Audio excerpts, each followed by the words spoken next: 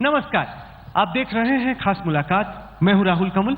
आज हम India today global round table के लिए काठमांडू में हैं और आज मेरी खास मेहमान है पाकिस्तान की पूर्व विदेश मंत्री हिना रबानी खान। मैम, स्वागत है आपका आज तक पर। हिंदुस्तान और पाकिस्तान के वजीर आजम इस वक्त काठमांडू में, और सबसे बड़ा सवाल, क्या नेपाल में दोनों की मुलाकात होगी या नहीं? जिस तरह से परिस्थितियां फिलहाल हैं, उनको देखते हुए क्या आपको लगता है कि हिंदुस्तान और पाकिस्तान के रिश्तों में जो बर्फ जम गई है, क्या वो नेपाल में पिघलेगी? देखिए राहुल, पाकिस्तान और इंडिया का जो रिलेशनशिप रहा है वो हम सारे जानते हैं कि उसने पूरे सार्क प्रोसेस को या रीजनल प्रोग्रेस को हॉस्टेज रखा है, और ये एक फैक्ट है। इसको आप जितना भी बेहतरीन तरीके से अल्फाज इस्तेमाल करके रीजनल कनेक्टिविटी एक्सेट्रा कहने की कोशिश करें, at the end of the day SAARC ने जो डिलीवर करना था, जो आसियान ने किया है, जो EU ने किया है, या साउथ या अफ्रीकन स्टेट्स यूनियन ने किया है, वो सार्क नहीं कर सका। और उसकी एक मेजर वजह ये पाकिस्तान और इंडिया की जो इंस्यूइंग हॉस्टिलिटी है वो है।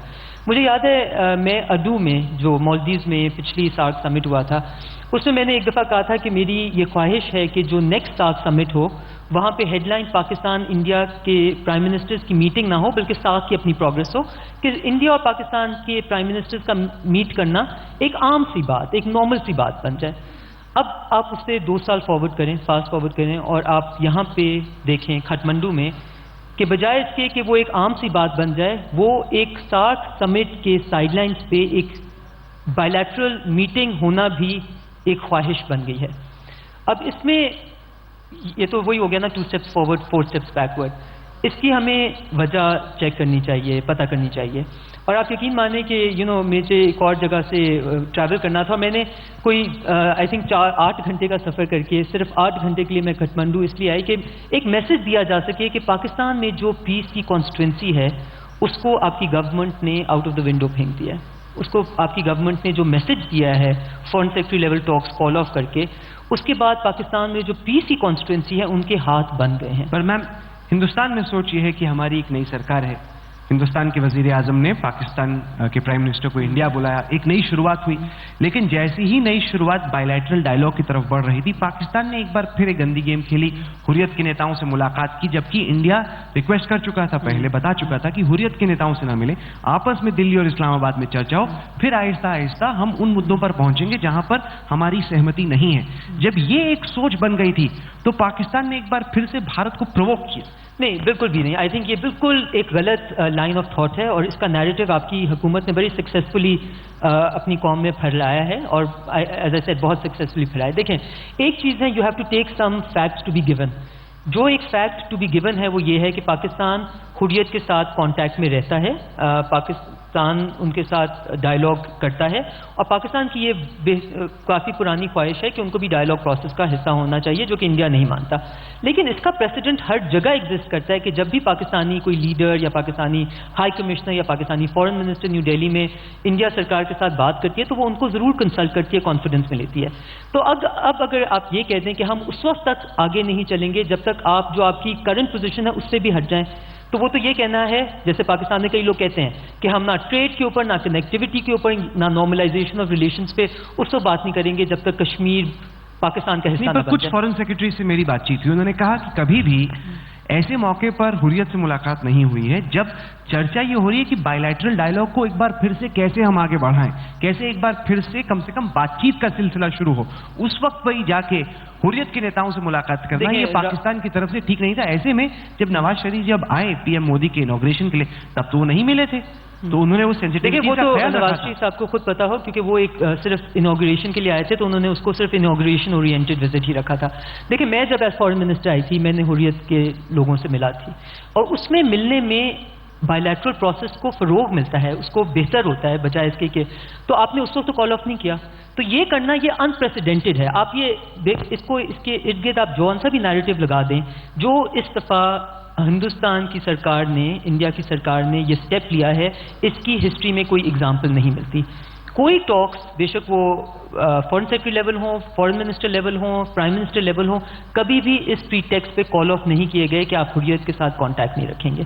सो ये आपने एक तरह से रेड लाइन अपनी चेंज कर दी, पर मैं और आपने रेड लाइन ऐसी कर दी जो कि कभी किसी Pakistani political leader, Pakistani establishment, Pakistani nation, Pakistani state کو ایکسیپٹیبل ہو ہی نہیں سکتی. پر میں آپ سے تو بیسکلی آپ بالکل سوال پوچھیں سر، مجھے یہ کہنے دیں کہ آپ نے بیسکلی ایک ایسا اسٹیپ لیا ہے جس میں آپ کا میسج اکراس دا بارڈر یہ ہے کہ ہم ٹاک کرنا ہی نہیں چاہتے. پر میں آپ سے سوال پوچھتا ہوں کہ فرض کیجئے فارن سیکرٹریز کی ملاقات ہونے والی ہے اور اسلام آباد میں ہمارے ہائی کمشنر کہیں کہ نہیں، لیکن پہلے ہم جو بلوچ کے الگاوادی ہیں، جو سیپریٹسٹ ہیں، پہلے ان سے جانتے ہیں کہ بلوچستان میں لوگوں کو کیا چاہیے، پھر ہم جا کے بولیں گے پاکستان کو کہ بلوچستان کی تو یہ رائے ہے. تو یہ تو صحیح نہیں ہوا نا. آپ کو بات کرنی ہے دلی اور اسلام آباد کے بیچ میں بات چیت ہونی چاہیے. دیکھیں یہ تو ہر کوئی جانتا ہے، اور آپ کا یہ پیرل ڈرا کرنا مجھے بہت انٹرسٹنگ لگتا ہے، کیونکہ جب 1947 میں پاکستان اور انڈیا کی پارٹیشن ہوئی تھی تو Balochistan was not a disputed territory. Kashmir was a disputed territory. Kashmir was recognised by the security council resolutions of the united nations, جس میں آپ یہ مدعا جس کو آپ کہتے ہیں اٹھا کے سیکورٹی کاؤنسل میں لے کے گئے تھے. سیکورٹی کاؤنسل میں لوگ الگ ہونا چاہتے ہیں پاکستان سے. اور اگر کیرالہ میں کوئی مسئلہ آتا ہے یا آپ کے ناردرن ایریاز میں کوئی مسئلہ آتا ہے تو پاکستان اس کے اوپر کبھی نہیں کرتا. ختم کرنے سے پہلے یہ بتائیں کہ اب جب یہ فیصلہ انڈیا لے چکی ہے، پاکستان کہہ رہی ہے کہ یہ فیصلہ ہمیں منظور نہیں، ہندوستان اور پاکستان کے رشتے مودی سرکار کے رہتے آپ آگے بڑھتی کہاں دیکھتی؟ دیکھیں میں تو فرام این ایبسولوٹ آپٹمسٹ کافی پیسمسٹ ہو گئی ہوں، کیونکہ آئی تھنک مودی سرکار کا یہ فیصلہ بالکل میرے خیال سے ان کو خود نہیں معلوم کہ یہ فیصلہ کتنا بڑا تھا، اور کہ اس پوزیشن پہ پاکستان میں کوئی پولیٹیکل لیڈر کبھی ایکسیپٹنس اس کی نہیں دے سکتا اس فیصلے کی. اگر یہ ایک نیگوسیٹڈ سیٹلمنٹ ہوتی کہ جی ابھی آپ نہ کریں، پھر بعد میں پھر اس طریقے سے ہم کریں گے et cetera, that would have been a different thing. But یہ outright diplomatically calling off talks on the pretext of something that was always done, there are many precedences of that happening, is obviously giving a very hostile کیا message. Pakistan میں احساس ہے intellectuals کے بیچ، عام لوگوں کے بیچ، کہ یہ جو مودی سرکار کا فیصلہ ہے لوگوں نے ویلکم کیا ہے، انڈیا میں لوگ اس کا سواگت کر رہے ہیں، جی بالکل ٹھیک کہا ہے؟ آئی تھنک اگر یہ بات ہے تو میرے خیال سے جو آج سیشن پہلے ہوا اس کا جواب ہے no never. Can Pakistan and India be friends? Because اگر آپ پاکستان جو پوزیشن ہے جس سے پاکستان ہٹ نہیں سک رہا، اگر آپ اس کو ایز اے اسٹارٹنگ پوائنٹ کہیں گے تو میں پھر سے دوبارہ یہی دہراؤں گی، یہ بالکل ویسے ہی ہوگا جیسے پاکستان کہے کہ جب تک کشمیر ایشو ریزالو نہیں ہوگا ہم آگے کوئی چلیں گے نہیں آپ کے ساتھ. سو یہ مودی سرکار کا ایک مس اسٹیپ تھا میرے نظر میں. ہینا ربانی خار جی، آپ نے ہمیں وقت دیا، اس کے لیے آپ کو بہت بہت شکریہ. تو یہ تھی پاکستان کی پورو ودیش منتری ہینا ربانی خار سے آج کی خاص ملاقات.